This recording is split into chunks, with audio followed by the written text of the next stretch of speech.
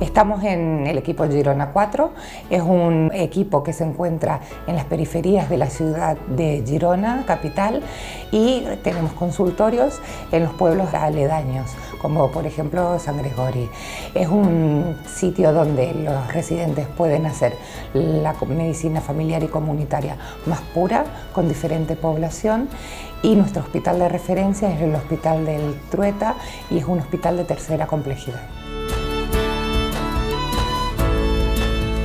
Girona es una ciudad muy bonita, está el mar a media hora de aquí, montaña también, Barcelona 40 minutos. Cuando llegué no tenía ni idea del catalán, pero no he tenido ningún problema, todo el mundo me habla en castellano y de todas formas en un mes ya lo entendía casi todo, se entiende fácil, me iré de aquí con un idioma más y ahora estoy empezando a hablarlo, así que estoy contenta.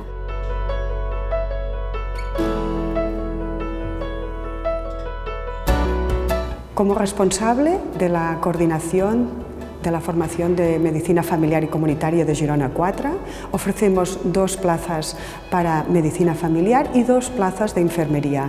La ventaja que tenemos en nuestra área se trata de un área pequeña, por tanto la relación entre el tutor y el residente es muy especial, llegando a permitir una buena formación y sobre todo una buena comunicación.